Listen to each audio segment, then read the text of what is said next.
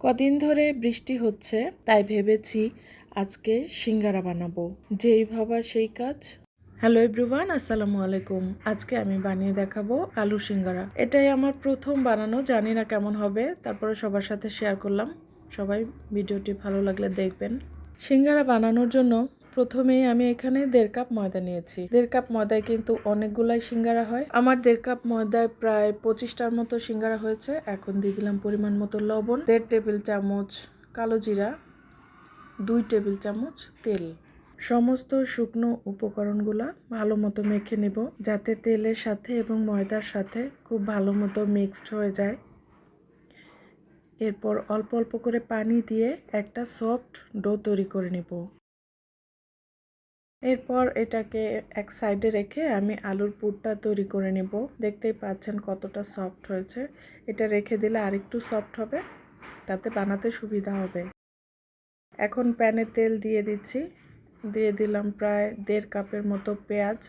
পেঁয়াজ কুচিটা আমি একটু বেশি দিয়েছি, তাতে সিঙ্গারাটা খেতে মজা লাগে। পেঁয়াজটা ভাজার কোনো দরকার নেই, সামান্য নরম হলেই চলবে। এখন দিয়ে দিলাম কাঁচামরিচ কুচি। এরপর দিয়ে দিলাম 2টা টমেটো কুচি। টমেটোটা দিলে আমার কাছে ভালোই লেগেছিল, আপনারা চাইলে নাও দিতে পারেন। এরপর আস্তে আস্তে আমি বাকি মশলাগুলো অ্যাড করব। 1 চামচ করে আদা আর রসুন বাটা দিয়ে দিলাম, পরিমাণ মতো লবণ দিলাম, সামান্য হলুদের গুঁড়া, ধনিয়া গুঁড়া, ভাজা জিরার গুঁড়া, সামান্য গরম মশলার গুঁড়া দিয়ে ভালো মতো মশলাটাকে মিশিয়ে কষিয়ে নিব। ভালো মতো কষাতে হবে, তা না হলে আদা রসুনের কাঁচা গন্ধ থাকলে কিন্তু সিঙ্গারার পুরটা ভালো লাগবে না। এরপর পানি দিয়ে আবারও কষিয়ে নিচ্ছি। কষানো হয়ে গেলে এরকম যখন উপরে তেল উঠে যাবে, তখন আমি কিউব করে কেটে রাখা আলু দিয়ে দিব। আলুটা ছোট ছোট করে কেটেছি।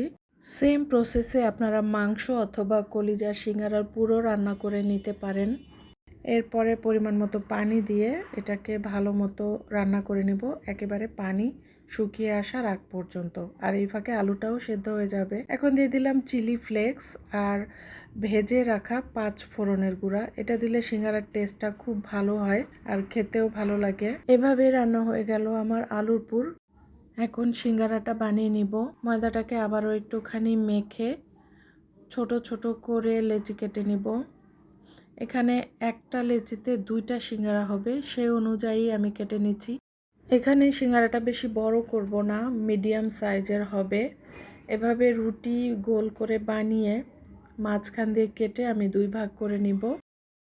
সিঙ্গারাটা বানাতে অনেকে কঠিন মনে করলেও সিঙ্গারা বানানো কিন্তু খুবই সোজা। এরপর এক মাথায় আমি পানি লাগিয়ে এভাবে জোড়া দিয়ে নিব।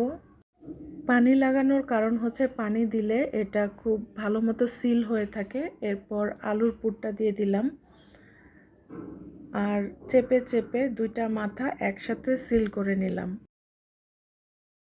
এখন যেই পাশে জোড়া দিয়েছিলাম তার ঠিক উল্টা পাশে এভাবে করে 2টা মাথা এক করে শক্ত করে সিল করে নিলেই সিঙ্গারা তৈরি হয়ে গেল। আমি আরেকটা দেখিয়ে দিচ্ছি আপনাদের সুবিধার জন্য। এটা কঠিন কিছু না, অনেকেই পারেন, তারপরেও আমি দেখিয়ে দিচ্ছি যারা একেবারেই পারেন না তাদের জন্য। এভাবেই সবগুলো সিঙ্গারা আমি তৈরি করে নিয়েছি। এখন আমি কিছুটা ফ্রোজেন করে রেখে দিব, বাকিটা ভেজে নেব।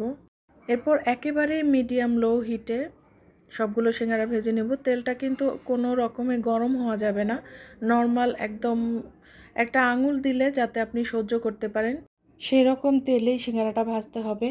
এরপর আস্তে আস্তে সবগুলো সিঙ্গারা ভেজে নিব। হিট বাড়ালে কিন্তু সিঙ্গারাটা খাস্তা হবে না আর মুচমুচে হবে না। এভাবেই ভাজা হয়ে গেল সবগুলো সিঙ্গারা। যারা নতুন তারা একটু চেষ্টা করলে আমার মতো এভাবে সিঙ্গারা বানিয়ে ফেলতে পারবেন। আমি যেহেতু পেরেছি, আপনারাও পারবেন। আর ভিডিওটি ভালো লাগলে লাইক কমেন্ট শেয়ার করবেন। সবাই ভালো থাকবেন। আল্লাহ হাফেজ।